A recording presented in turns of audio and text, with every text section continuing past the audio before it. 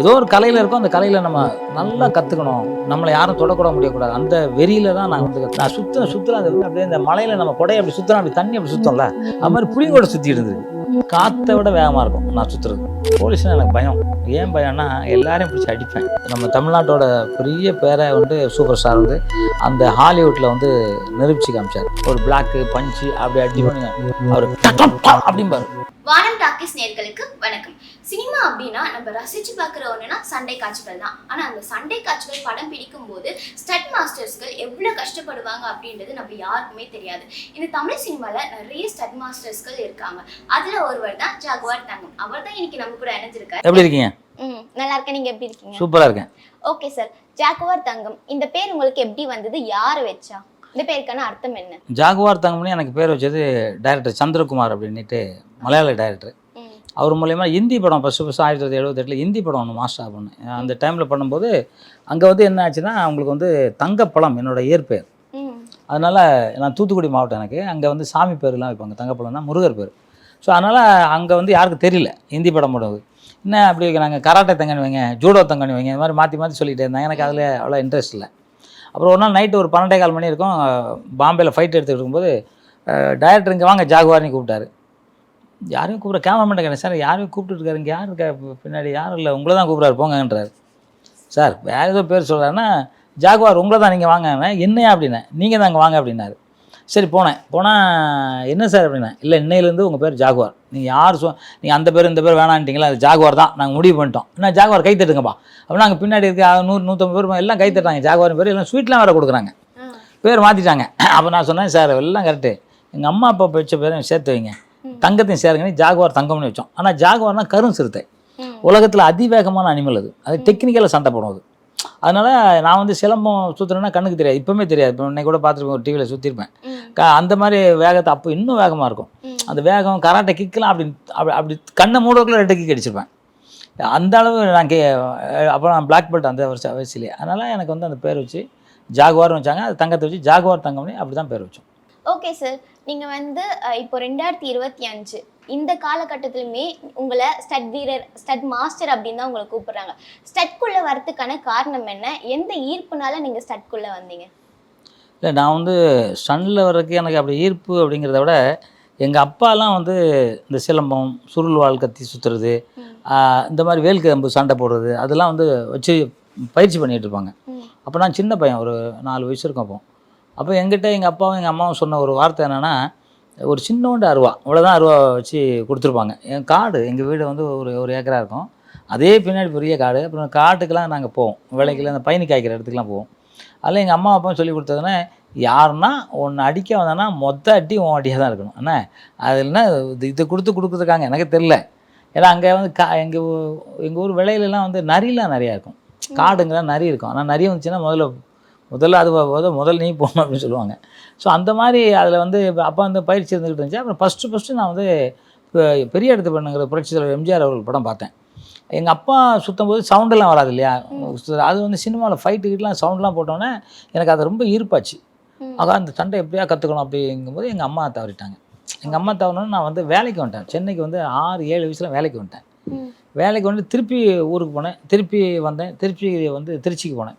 திருச்சியில் வந்து அங்கே வந்து எங்கள் அக்காவை வந்து ஒருத்தர் திட்டார், சொல்லக்கூடாத வார்த்தைலாம் சொல்லி திட்டார். எங்கள் அம்மா சொன்னாங்களா, யாராக இருந்தாலும் நீ தான் முதல்ல அடிக்கணும். நீ எனக்கு அவர் வந்து கட்டை விரல் மட்டும்தான் கண்ணுக்கு தெரிஞ்சு, அவர் ஹைட்டு செம்ம ஹைட்டு.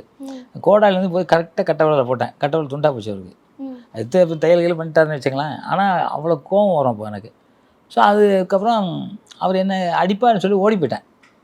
அப்போ தான் திருச்சி போய் 1 வாரம் தான் ஆச்சு. எனக்கு எங்கேயோ போயிட்டேன், எப்படியோ என்னை கண்டுபிடிச்சிட்டாங்க. அப்போ பக்கத்தில் ஒருத்தர் சொன்னார், நீ வந்து இவ்வளோ தைரியமாக சண்டை கற்றுக்க முறையா அப்படின்னாரு. ஐயோ சண்டைனா எனக்கு ஆசை அப்படின்னு சொன்னேன். எங்கள் வாத்தியார் தக்ஷாமூர்த்தி ஆச்சாரியாங்கிற வாத்தியார்கிட்ட கொண்டு அவர் அறிமுகப்படுத்தி விட்டார். அவர்கிட்ட கிட்டத்தட்ட ஒரு 16-17 வருஷம் முறையாக வந்து சண்டை கற்றுக்கிட்டேன். ஒரு 36 கலைகளை முறையாக கற்றுக்கிட்டேன். கற்றுக்கிட்டு வந்து அப்போ சினிமாவுக்கு வரணும்லாம் எனக்கு தெரியாது.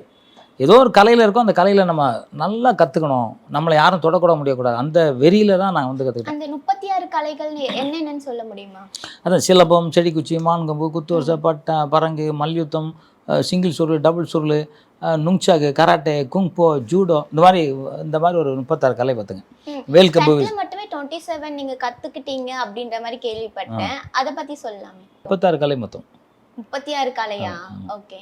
மொத்தம் இது எல்லாத்தையுமே சேர்த்து தான் அது 36 வருமா? ஆமாம், 36 கலைகள் வந்து நான் முறையாக கற்றுக்கிட்டேன் எங்கள் வாத்தியார்கிட்ட. வர்மக்கலை, அதிலே வர்மக்கலை, நோக்கு வருமம், படு வருமம், தட்டு வருமம், தொடு வருமம், அது மாதிரி ஏகப்பட்ட கலையெல்லாம் அதில் ஒரு பிரிவு இருந்துக்கிட்டே இருக்கும். இப்போ சிலம்பனாலே செடி குச்சி இருக்குது, அப்புறம் அதில் வந்து டபுள் கொம்பு இருக்குது, சிங்கிள் கொம்பு இருக்குது, அப்புறம் பந்தம், தீப்பந்தம் இருக்குது, சக்கரை பந்தம் இருக்குது, சங்கிலி பந்தம், இது மாதிரி நிறைய அதிலே பிரிவு இருக்கும்.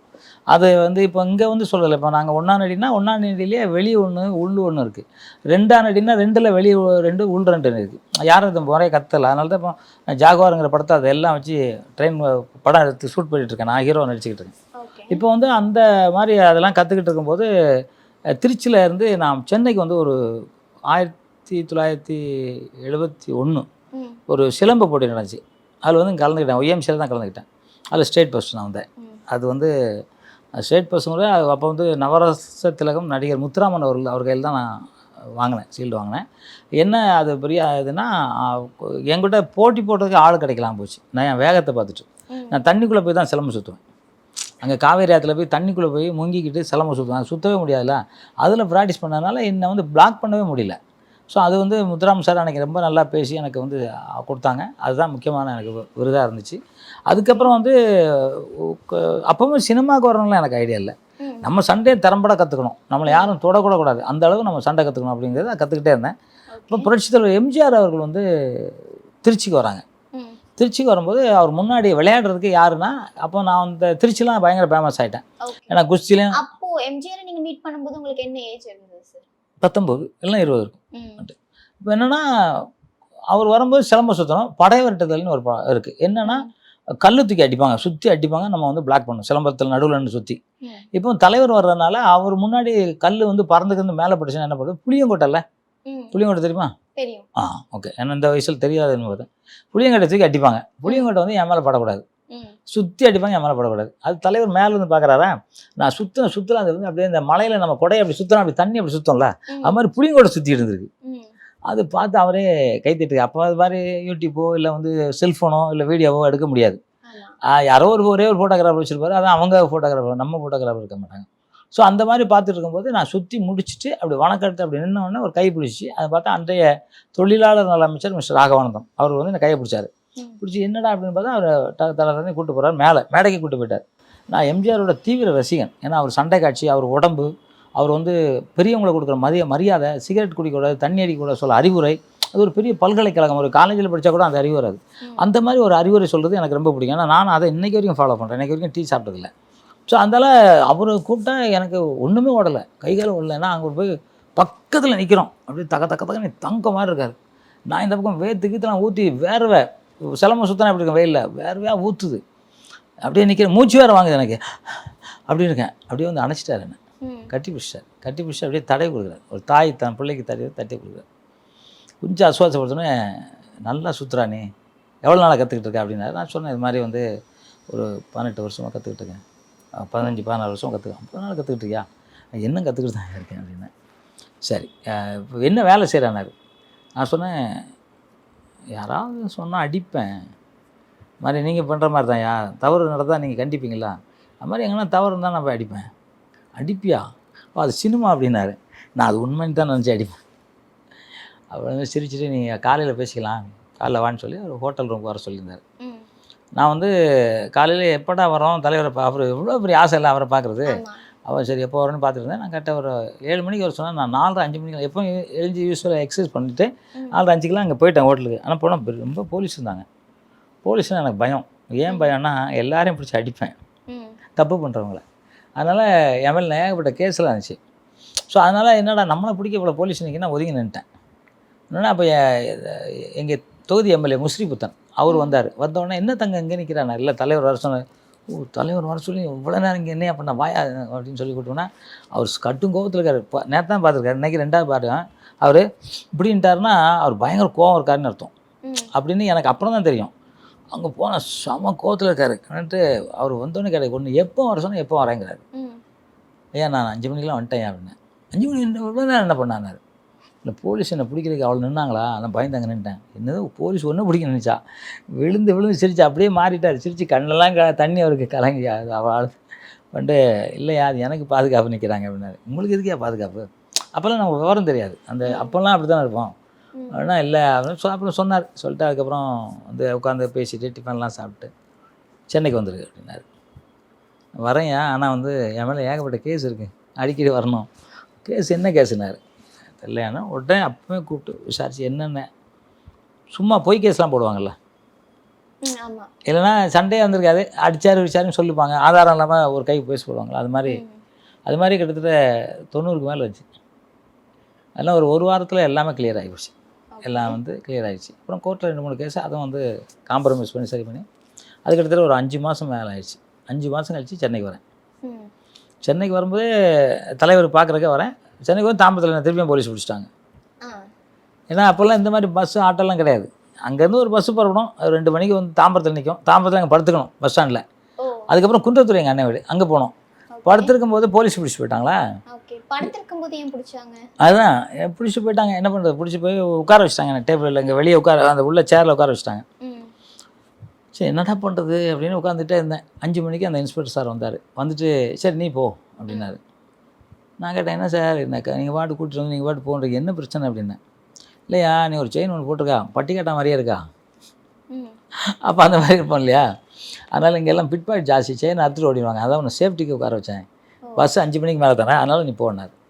நான் சொன்னேன் சார் ஒரு வேளை அவன் என்னை பிடிச்சிருந்தானா அவங்க இருக்கவே மாட்டான் சார், கையை காலை ஒடிச்சிருப்பேன் அப்படின்னேன். நீ அவ்வளோ பெரிய ஆளானார். இல்லைங்க நான் கராட்டாவில் பிளாக் பெல்ட், சிலம்பத்தில் ஸ்டேட் ஃபஸ்ட்டு, 36 கலை தெரியும், புரட்சியில் எம்ஜிஆர் தான் என்னை கூப்பிட்டாங்க. என்ன எம்ஜிஆர் கூப்பிட்டாரா? ஆமாம் அவர்கிட்ட தான். உடனே அவர் பரபரப்பாயிட்டார். எந்த இதில் வந்தானா, நான் வந்து பஸ்ஸில் தான் வந்தோன்னே அவர் வேனில் ஜீப்பில் ஏற்றி பஸ் ஸ்டாண்டில் கொண்டு விட்டு பஸ்ஸில் அனுப்பிச்சி விட்டார். ஃபஸ்ட்டு எம்ஜிஆர் பேர் சொன்னோன்னே அவ்வளோ பெருமை. இப்போ எங்கள் அண்ணன்ட்ட வரேன், எங்கள் அண்ணன் குன்றத்தூரில் வீடு. எங்கள் அண்ணன்ட்ட வந்தால் எம்ஜிஆர் அவர் வர சொன்னாங்கன்னா நம்பவே இல்லை எங்கள் அண்ணன். போப்பா நீ யாரையா அடிச்சு போட்டுப்பா, அக்கா ஒன்று வந்து இது கொஞ்ச நாள் மறைவாருன்றப்பா அதுக்கு வந்திருக்கா. அப்போல்லாம் ஃபோன்லாம் கிடையாது. ட்ரெங்கால் புக் பண்ணால் அது ஃபோன் நம்பர் இருந்தால் தான் ட்ரெங்கால் பண்ண முடியும். அது ட்ரெங்கால் பண்ணுறதுக்கே 4 மணி நேரம் 5 மணி நேரம் க்யூவில் நிற்கணும். அப்போல்லாம் அந்த காலத்தில் போஸ்ட் ஆஃபீஸில் போய் நிற்கணும். அப்புறம் பார்த்தா ஃபோன்லாம் பண்ணால் எங்கள் அண்ணன் லெட்டர் எழுதுறாங்க, இவங்க வந்திருக்காங்க என்ன காரணம்ட்டு லெட்டர் எழுதுறாங்க. அது 6 நாள் 7 நாள் ஆகும் அங்கே போகிறதுக்கு, அங்கேருந்து வரக்கு 7 நாள் ஆகும். இப்போ இதுக்கெல்லாம் எங்கள் அண்ணன் உட்காந்துருக்கேன். எங்கள் அண்ணன் திருப்பி கேட்குறாங்க என்ன சண்டை என்ன சொல்லுப்பா நீ பாட்டுக்கு வந்து அப்படி இப்படிங்கிறாங்க. இல்லைண்ணே அதெல்லாம் இல்லைங்கிறேன், நம்பவே இல்லைங்க அண்ணன். அப்போ ஒரு ஆயுத பூஜை வந்துச்சு. ஆயுத பூஜை வரும்போது அங்கே ஒரு குன்றத்தூரில் ஒரு தெப்பக்குளம் ஒன்று இருக்குது. தெப்பக்குளத்து பக்கத்தில் ஒரு நிறைய காலியாக இருக்கும் சிவன் கோயில். அதுக்கு முன்னாடி சிலம்பு போட்டி வச்சுருக்காங்க. ஆயுத பூஜைக்கெல்லாம் சிலம்பம் கம்புலாம் சுற்றுவோம் இல்லையா, அது மாதிரி வச்சுருக்காங்க. வைக்கும்போது நாம் போய் உட்காந்துருந்தேன். உட்காந்துட்டு அது சுற்றும் போது நமக்கு அந்த ஒரு 20 வருஷமாக கற்றுக்கிட்டு இருக்கோம்ல, ஒரு வெறி இருக்கும் இல்லையா, அது மேடையில் போய் நானே கேட்டேன், நான் கொஞ்சம் சுற்றட்டுங்களான்னு. நீ எவ்வளோ நாளாக கற்றுக்கிட்டு இருக்காரு? ஒரு 2 மாதமாக கற்றுக்கிட்டு இருக்கேன். செலாம் வருஷம் தெரியும். சரி எடுன்ட்டார். நான் 20 வருஷம்னா அவர் என்னை விட்டே இருக்க மாட்டார்ல. அந்த செலாம் வருஷம் எடுத்தேன். அது என்ன செலாம் வருஷம் எடுத்தோடனே நான் சொல்ல காற்றை விட வேகமாக இருக்கும் நான் சுற்றுறது. எல்லாருமே கை தட்ட ஆரம்பிச்சிட்டாங்க. அப்புறம் குத்து வருஷம் அடித்தேன். அப்புறம் கராட்டே கட்டாச்சு. எப்போ நுங்சாக்கு வச்சுருவேன், நுங்சாக்கு அங்கே கிடந்த சுருள் எல்லாத்தையும் என்னென்ன அவங்க தடுக்கவே இல்லை, எல்லாத்தையும் சுற்றி முடித்தேன். பயங்கர கை தட்டு அங்கே சிவன் கோயிலுக்கு மாலைலாம் எடுத்து போட்டு 1 ரூபா 2 ரூபா நினச்சி 300 ரூபா 360 ரூபா சந்திச்சு எனக்கு வச்ச பணம் 360 ரூபாங்கிறது. அப்புறம் 100 ரூபா தான் கிரவுண்டே. அவ்வளோ அப்போ தான் விலை, அங்கெல்லாம் விலை அவ்வளோதான். இப்போ சரி நீ முடிச்சுட்டு வீட்டுக்கு வரேன். வீட்டுக்கு வந்து எங்கள் அண்ணன் வெளியில் உட்காந்துருக்காங்க. அப்போ திண்ணைன்னு சொல்லுவோம்ல, திண்ணையில் உட்காந்துருக்காங்க. அப்பா நீ இப்படியே அவ்வளோ ஊருக்கு கிளம்பிடு அப்படிங்கிறாங்க. என்னண்ணே அப்படின்னா, நீ எங்கே போய் விளையாண்டா தெரியுமாண்ணே, நீ ரொம்ப திறமைசாலி நான் ஒத்துக்கிறேன், ஆனால் அங்கே போய் விளையாட என்ன பிரச்சனை, நாளைக்கு ஒன்று எப்படியும் அடிப்பானுங்க. உடனே ஊருக்கு கிளம்புறேன். அண்ணே மணி 11:30 மணிண்ணே, இப்போ என்னண்ணே பஸ்ஸும் கிடையாது ட்ரெயினும் கிடையாது, எப்படிண்ணே போகிறது அப்படின்னேன். சரி நீ உள்ளே போய் படுத்துக்க, நான் வெளியே காவலுக்கு இருக்கிறேன்.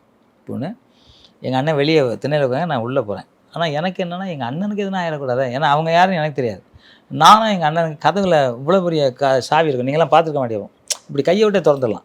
அப்போ இவ்வளோ பெரிய ஓட்டு இருக்கும்.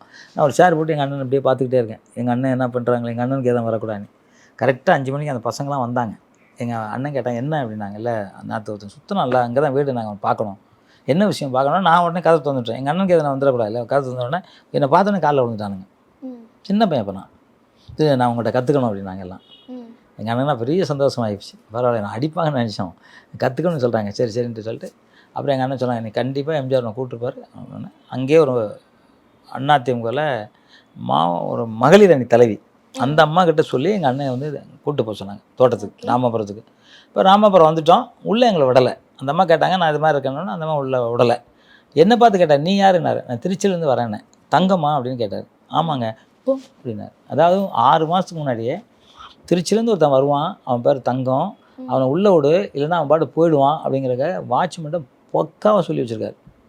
உடனே நான் விட்டார். அந்த அம்மா அன்றைக்கி தான் ஃபஸ்ட்டு உள்ளே வர்றாங்க. போய் தலைவர் வந்தார், வந்தோடனே என்னை பார்த்துட்டாரு. பார்த்தோன்னே அப்படி கூப்பிட்டாரு. போனோடனே கேட்டார், என்ன எப்போ வந்தான்னாரு. இல்லை வந்து ஒரு 20 நாள் ஆயிடுச்சுங்க. ஏன் இவ்வளோ நாள் வரல? எங்கள் அண்ணன் நம்பவே மாட்டேன்ட்டாங்க, உங்களை தெரியும்னா நம்ப மாட்டேன்ட்டாங்க. அப்படியா? இந்த அம்மா அந்த அம்மா ஒன்று ஐயா கட்சியில் இருக்கணும்னு அந்த அம்மா கூட அன்றைக்கி தான் ஃபோட்டோவே அந்த அம்மா அவர் கூட எடுக்குது. எடுத்துகிட்டு சரி சாப்பிட்டியானாரு. சாப்பிட்டேன்னே கையை கொடுங்கனாரு. கையை வாங்கி மோந்து பார்த்தாரு. சாப்பிடலண்ணா. அங்கே டெய்லி டிஃபன் கொடுப்பாங்க எல்லாருக்கும். உள்ளே போனால் எல்லோரும் டிஃபன் சாப்பிட்டே ஆகணும். அவ்வளோதான், சாப்பிட்லன்னா அவ்வளோதான். அவர் நம்ம வந்து நீ சாப்பிடாம போய் சொல்ல, நீ முதல்ல போய் சாப்பிடு, நான் வரேன் மத்தியானம் வரேன்னு சாப்பிட சொன்னார். போய் சாப்பிட்டேன். அதுக்கப்புறம் 1 மணிக்கு மேலே தலைவர் வந்தார். அதுலேருந்து கிட்டத்தட்ட 4 வருஷம் தலைவர் வீட்டில் இருந்தேன். அவர் தான் என்னை சினிமாவில் சேர்த்து விட்டார். புரட்சி தலைவர் எம்ஜிஆர் மூலியமாக தான் நான் சினிமா துறைக்கு வந்தேன். ஓகே. அவர் கூட நீங்கள் ஃபஸ்ட்டு ஒர்க் பண்ண படம் எது சார்? எம்ஜிஆர் அவங்க கூட படம் பண்ணல. அதான் அந்த ஸ்டட் மாஸ்டரா பண்ணிருப்பீங்களா? அது அவரு அப்போ சிஎம்.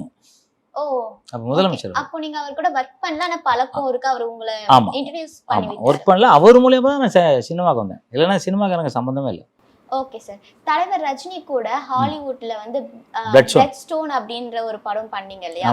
ஹாலிவுட்க்கு எப்படி நீங்க போனீங்க? அது அந்த எக்ஸ்பீரியன்ஸ் எப்படி இருந்தது உங்களுக்கு? ஆக்சுவலாக அது வந்து இந்தியா அந்த அந்த நாடோட கூட்டு தயாரிப்பு அந்த படம். அப்போ வந்து அங்கேருந்தும் அமெரிக்காவிலேருந்தும் ஹீரோ வந்திருந்தாங்க. இங்கே நம்ம சூப்பர் ஸ்டார் ரஜினி சார். நான் கிட்டத்தட்ட ஒரு 60 நாள் அந்த படத்தில் ஒர்க் பண்ணோம். ஒர்க் பண்ணும்போது என்னென்னா இவரோட ஸ்டைலை அவங்க பார்த்து பிரமிச்சு போயிட்டாங்க. உதாரணத்துக்கு ஒரு வைரக்கல்லை வந்து இவர் வந்து ஒரு டிரைவர் ரஜினி சார். அந்த கல்லை வந்து இவர்கிட்ட இருக்கும். அந்த கல்லை எடுத்து காமிக்கணும். ஹீரோ எல்லாம் உட்காந்துருக்காங்க. அப்புறம் இப்படி ஸ்டைலில் அப்படி எடுத்துகிட்டு அப்படி மாதிரி இப்படி தட்டினா கல் மட்டும் வந்து அப்படி பிடிச்சிடு அப்படின்னாரு. எல்லாம் வாங்கிட்டானுங்க எல்லாம். அதாவது வந்தவங்க எல்லாம் போனவங்களும் அது ஃபஸ்ட்டு டே ஷூட்டிங், ஃபஸ்ட்டு ஷாட்டே தான். எல்லாம் அப்படியே ஷாக்காகி ஒன் மோர்னாங்க. என்னென்னா அவங்க எல்லாம் விட்டானுங்க எல்லாம் அந்த இதில் அந்த அவர் பண்ண ஸ்டைலில். ஏதோ ஒரு வாட்டினா ஒரு வாட்டி தான் வரும், இன்னொரு வாட்டி அதே மாதிரி வர முடியாதுல்ல. ஆனால் ரஜினி சார் திருப்பி அதே மாதிரி அழகாக பண்ணார். அப்போ தான் நினச்சேன், ஆகா எவ்வளோ பெரிய இது இருந்தால் இது மாதிரி பண்ண முடியும். ஒரு வாட்டி நம்ம ஒரு ஆனான்னு எழுதுனாலும் அடுத்த வாட்டி ஆனா தப்பாக வரும், தப்பானா வேறு மாதிரி எழுதும். ஆனால் அதை ஒரே மாதிரி பண்ணுறது பெரிய விஷயம்ல. அதை பிரமிச்சிட்டாங்க. அதுக்கு மேலே ஏன்னா ரஜினி சார் கருப்பாக இருப்பான், அவன் வெளியேன்னு இருப்பான். அவங்களுக்கு வந்து பாகுபாடெல்லாம் இருக்குல்ல. அதுக்கப்புறம் ரஜினி சார் தான் அங்கே ஹீரோ எல்லாருக்கிட்டையும். ஏன்னா அங்கே ஒரு ஹீரோ, இங்கே ஒரு ஹீரோ. ஆனால் இவர் தான் ஹீரோ. அதுக்கப்புறம் பார்த்தீங்கன்னாக்கா அதில் வந்து ஒரு அந்த இதில் பெங்களூர் பேலஸில் ஒரு ஃபைட் எடுத்தோம். அதில் வந்து ஒரு புலி கூட ஃபைட் எடுக்கிற மாதிரி ஒரு சீனு. அது என்ன பண்ணிச்சு, புலிக்கு இந்த ஊசிலாம் போட்டிருக்காங்க மயக்கமாக இருக்கும்ங்கிற மாதிரி. ஆனால் இவ்வளோ பெரிய கண்ணாடி பார்த்துங்க உடச்சி ஓடி போச்சு. இப்போ நாங்கள் என்ன பண்ணோம், ரஜினி சாருக்கு என்ன ஆபத்து வரக்கூடாதுன்னு நாங்கள் ஃபைட்டர்ஸ்லாம் அப்படியே உட்காந்து அவருக்கு பாதுகாப்பாக இருக்கும் கத்திக்கிட்டுலாம் வச்சுட்டு வந்துச்சு. என்ன பண்ணோம், அந்த வலையெல்லாம் கொண்டு போவோம், வலையெல்லாம் வச்சுருக்கோம் பிடிக்கிறதுக்கு. ஆனால் ஒரு வாரம் கழிச்சு தான் கிடச்சிச்சு அந்த புலி. அது 4000 ஏக்கராவை நான் என்னமோ அவ்வளோ பெரிய கார்டன் அது அந்த பெங்களூர் பேலஸு. அது மாதிரி பாதுகாப்பு. அப்புறம் அவர் பெங்களூரில் எங்கெல்லாம் பைக்கில் கூப்பிட்டு போகிறேன். என்னெல்லாம் பெங்களூரில் ஷூட்டிங் பண்ணோம். அப்புறம் பைக்கில் கூப்பிட்டு போய் எங்கெங்கெல்லாம் ஒர்க் பண்ண அதெல்லாம் காமிப்பாங்க. அப்புறம் ஒக்கேனக்கல்ல ஷூட்டிங் கிட்டத்தட்ட ஒரு 40 நாள் கண்டினியூவாக எங்கள் கூட மலையிலையும் கல்லுலையும் மண்ணுலையும் உட்காந்து சாப்பிட்டு அவ்வளோ. ஏன்னா நம்ம தமிழ்நாட்டோட பெரிய பேரை வந்து சூப்பர் ஸ்டார் வந்து அந்த ஹாலிவுட்டில் வந்து நிரூபித்து காமிச்சார். இந்த மாதிரி ஒரு ஹீரோ இவ்வளோ இதாக பண்ண முடியும்ன்ட்டு. சண்டையாக இருக்கட்டும் எல்லாமே நல்லா பண்ணேன். அதில் பெரிய பேராச்சு எனக்கும். ஓகே. அந்த படத்தில் நீங்கள் ஃபேஸ் பண்ண ஒரு கிரிட்டிக்கல் சுச்சுவேஷன் இருக்கும்ல, அது என்ன? இல்லை கிரிட்டிக்கல் விஷயம் சொல்ல முடியாது. அதில் வந்து என்னென்னா அந்த பெங்களூர் பேலஸை வந்து பழைய ஃபைட்டில் வந்து அடித்து படிக்கட்டில் விழணுங்கும் போது நம்ம ஃபைட்டர்ஸ்லாம் ரெடியாக இருக்காங்க. ஆனால் அந்த இங்கிலீஷ்காரர் அது பண்ண விட மாட்டேங்கிறார் எங்களை. ஏன் அப்படி? அடிபடுமா. நான் அசால்ட்டாக இது வந்து விழுந்து தடாதானே விழுந்து வந்துட்டோம். வந்தோடனே என்ன இது இப்படி பண்ணுறீங்க, எங்களை கூப்பிட்டு சத்தம் போட இப்படிலாம் வரக்கூடாது, உடம்புக்கு இதாகிடும்ன்றாரு. நாங்கள் அதெல்லாம் அவங்க என்ன சொல்கிறாங்கன்னா அந்த தர்மாக்கோலை வச்சு அதே மாதிரி பெயிண்ட் கலர் அடித்து ஒட்டி வைங்க, அப்போ தான் ஆகாது, ஒன்றும் ஆகாது. அவர் சொல்கிறது கரெக்ட் தான். ஆனால் அது நம்ம தமிழ் படத்துக்கு ஒத்து வராதுல்ல. ஏன்னா அவங்க ஹாலிவுட்டு வேர்ல்டு ஃபுல்லாக, அதனால் அவங்களுக்கு ஓகே. நம்ம சின்ன பட்ஜெட்டில் எடுத்து இங்கே உள்ள தமிழ்நாடு அப்போ தானே எல்லா இடத்துக்கும் நம்ம படம் போகுது. முன்னாடி அப்படிலாம் கிடையாது இல்லையா. அதனால் அது செஞ்சு காமிச்சோம். அதை விட இன்னொன்றுன்னா ஒக்கேனக்கல்லில் வந்து ஒரு 3 இடம் சங்க வைக்கிற இடத்துல வந்து டைவ் பண்ணணும். டைவ் பண்ணும்போது ஆக்சுவலாக வந்து பாம்பேயில் அந்த ஃபாரின்லேருந்து ஒரு மாஸ்டர் வந்திருந்தார். அவர் இந்த ஷாட் பண்ணவே முடியாதுன்ட்டார். ஸ்டார்ட் பண்ணவே முடியாது, இதெல்லாம் நடக்கிற விஷயம் இல்லை, நாங்கள் வந்து ஃபாரின்லேருந்து அதுக்குன்னு தனி ஆள் பண்ணணும், அதுக்கு வந்து என்னெல்லாமோ சொல்கிறாரு, அதெல்லாம் எடுத்துகிட்டு வரணும் அப்படின்றாரு. நாங்கள் சாதாரணமாக குதிச்சிட்டோம், அவங்க பேசிகிட்டே இருக்கும்போது குதிச்சிட்டோம். இவர் அலறாரு, குதிச்சு நீந்தி வெளியே வந்துட்டோம், அவ்வளோதான் அப்படின்னும். யார் அந்த அந்த நாட்டுல இருக்கிறவங்க? அவங்க குதிக்க முடியாதுட்டாங்க. ஓகே. அவங்க அங்கேருந்து வேறு எக்யூப்மெண்ட்ஸ்லாம் வரணும், அது வந்தால் தான் குதிப்போன்ட்டாங்க. நாங்கள் சும்மா குதிக்கிறோம், உள்ள ஷார்ட்டில் கூட இல்லை, சும்மா குதிக்கிறோம். ஆனால் பெரிய இடம், ஒரு 60 அடி லென்த் இருக்கும். புரட்சி எம்ஜிஆர் கூட அடிமை பெண்ணில் குதிச்சிருப்பாரு அந்த இடம், அந்த இது. அப்போ வந்து குதிச்சோடனே அதுக்குன்னு நாங்கள் ஒரு ஸ்டண்ட் நடிகரை ஏற்பாடு பண்ணி அவர் குதிச்சார். அவருக்கு வந்து பெரிய அந்த ஆங்கில ஹீரோ, அந்த அந்த ஸ்டண்ட் டைரக்டர் வந்து ரொம்ப ரொம்ப நம்ம தமிழர்களை விட்டு பாராட்டினா அந்த ஷாட்டை பார்த்து. இதெல்லாம் நாங்கள் 1 கோடி கொடுத்தா கூட குதிக்க மாட்டோம், ஒன்றுமே இல்லாமல் ஈஸியாக குதிச்சா. அந்த அவர் வச்சிருந்த எக்யூப்மெண்ட்ஸ்லாம் அந்த பையன் கொடுத்தாப்புல. ஸோ அது எங்களுக்கு ஒரு ரொம்ப இதாக அந்த. ஓகே சார், இப்போ இந்த படத்துல இருந்து தான் உங்களுக்கும் ரஜினி சாருக்கும் வந்து நட்புறவு உருவாச்சா இல்லை முன்னாடி? இல்லை, எனக்கும் ரஜினி சாருக்கும் வந்து அதுக்கு முன்னாடி ஆரம்பத்துலேருந்து எனக்கு அவருக்கு டூப்பு நான் ஆக்சுவலாக. அவர் கூட நீங்கள் பண்ண ஃபர்ஸ்ட் படம் அது சார்? ஃபர்ஸ்ட்டு படம் வந்து ஒரு கன்னட படம் பார்த்துங்க, படம் பேர் எனக்கு கரெக்டாக ஞாபகம் இல்லை. கன்னட படம் Ambur R S Babu fight master. அது அவர் தான் வந்து ரஜினி சார் பர்மனெண்ட்டாக போகும். மேக்ஸிமம் நான் வந்து நான் சிகப்பு மனிதன் வரைக்கும் அவர் கூட ஒர்க் பண்ணேன். ஆமாம், நிறைய படம் டூப் போடுவேன் நான், எல்லா படத்துலையும் அவர் டூப் நான் தான் போடுவேன் கரெக்டாக. சில மாஸ்டர் வேறு மாஸ்டருக்கு வேறு ஆள் போடுவாங்க, எங்கள் மாஸ்டருக்கு நான் தான் போடுவேன். ஆம்பூர் பாபு தான் பெரிய மாஸ்டர் அப்போ அந்த காலத்தில். ஓகே, ரஜினி சார் கிட்ட உங்களுக்கு பிடிச்ச ஒரு விஷயம் இருக்குல்ல, உங்களுக்கு பர்சனலாக பிடிச்ச ஒரு விஷயம் இருக்குல்ல, அதை பற்றி சொல்லுங்கள். அவரோட சின்சியர் ரொம்ப பிடிக்கும், அவரோட தன்னம்பிக்கை ரொம்ப பிடிக்கும், அவரோட ஸ்டைல் ரொம்ப பிடிக்கும், அவரோட டயலாக் டெலிவரி ரொம்ப பிடிக்கும். அவரோட நாங்கள் கம்போஸ் பண்ணுவோம் இல்லையா, பார்த்துக்கிட்டே இருப்பார், அப்படியே பார்த்துக்கிட்டே இருப்பார். இப்படி தான் உட்காந்துருப்பார், ஸ்டைலில் அப்படி உட்காந்துருப்பார், பார்த்துருப்பார், வந்து பண்ணுவார். அவர் வேறு மாதிரி பண்ணுவார். நாங்கள் உதாரணமாக ஒரு பிளாக்கு பஞ்சு அப்படி அடி பண்ணுங்க, அவர் அப்படிம்பார், அப்படி அடிச்சிருப்பார். இப்போ நாங்கள் எப்படி அடிச்சோம்னா டப்பு அப்படிம்பார். இது வந்து அங்கேயே கை தட்டுருவாங்க அந்த ஸ்பாட்லேயே. அதனால தான் அவர் சூப்பர் ஸ்டார். அவராக வந்து சும்மா சாதாரணமாலாம் வந்துடல. நான் சொன்னேன்ல, அப்போ அந்த வைரக்கல்லை தூக்கி போட்டு பிடிச்சார்ல, அது மாதிரி சிகரெட் தூக்கி போட்டு பிடிச்சது எனக்கு பிடிக்காத ஒன்று தான், சிகரெட் தூக்கி போட்டு பிடிச்சது தான். ஏன்னா அவர் தூக்கி போட்டு பிடிச்சா நிறைய பேர் சிகரெட் கற்றுக்கிட்டாங்க. அது இப்போ அவரே சொல்கிறார், சிகரெட்லாம் பிடிக்காதீங்க, தண்ணி அடிக்காதீங்க அப்படின்னு இப்போ அவர் சொல்கிறார். ஏன்னா உடம்பு கிடங்கிறது அவருக்கு அப்போ தெரியல, இப்போ தான் தெரிஞ்சு எல்லாருக்கும் சொல்கிறார், மக்களுக்கு சொல்கிறாரு. இன்றைக்கி வந்து அவர் சொன்னதுக்கப்புறம் நிறைய பேர் சிகரெட் குடிக்கிறதுலாம் இல்லை அப்படின்னு சொன்னாங்க, அதே பெரிய விஷயந்தான். ஸோ அந்த மாதிரி அவர்கிட்ட பிடிக்காத அந்த ஒன்று தான், மற்ற எல்லாமே எனக்கு பிடிக்கும். ஓகே, அவருக்கு உங்ககிட்ட பிடிச்ச விஷயம் என்ன சார்? கண்டிப்பாக இவ்வளோ படங்கள் ஒர்க் பண்ணியிருக்கீங்க, உங்களை பற்றி. என்னோட ஸ்பீடு அவருக்கு பிடிக்கும், என்னோட கிக்ஸு பிடிக்கும், என்னோட ஜிம்னாஸ்டிக் பிடிக்கும். நான் வந்து தீப்பந்தம், அவருக்கு பதிலாக நான் தீப்பந்தம் சுற்றிருக்கேன், அதெல்லாம் அவருக்கு ரொம்ப பிடிக்கும், என்னை வந்து ரொம்ப பிடிக்கும். அதனால தான் எங்கள் வீட்டு எல்லா ஃபங்க்ஷனுக்கும் அவர் வந்திருக்காரு. அவன் யாரும் எங்கள் இதுலேயே சொல்லுவாங்க, அவர்லாம் வரமாட்டார் கல்யாணத்துக்குலாம் அப்படின்னு சொன்னாங்க. ஆனால் அவர் தான் வந்து தலைமையேற்று நடத்தி கொடுத்தாரு. உங்கள் கல்யாணத்துக்கு? என் பையன் கல்யாணத்துக்கு. என் கல்யாணத்துக்கு எம்ஜிஆர் வாழ்த்தினார், வந்தாங்க. அவர் வர முடியல, அப்போ உடம்பு சரியில்லை. பட் இருந்தாலும் வந்து நாங்கள் வந்து அங்கே வந்து குன்றத்தூர்கிட்ட வந்து ஒரு கோயில் ஒன்று திறந்து வச்சார். அந்த கோயிலில் நாங்கள் போய் வணங்கும் போது அவர் கரெக்டாக அங்கே இருந்தார், அங்கே ஆசீர்வாதம் பண்ணார். இதே மாதிரி உங்களோட புகழ் நிறைய இடத்துல பரவணும் அப்படின்னு சொல்லிட்டு நான் வேண்டிக்கிறேன். ரொம்ப நன்றி சார். ரொம்ப நன்றி. உங்களுக்கும் வானம் டாக்ஸி நிறுவனத்தாருக்கும் தொழில்நுட்ப கலைஞர்களுக்கும் உங்களுக்கு ரொம்ப நன்றி சொல்கிறதுல கடமைப்படுறேன்.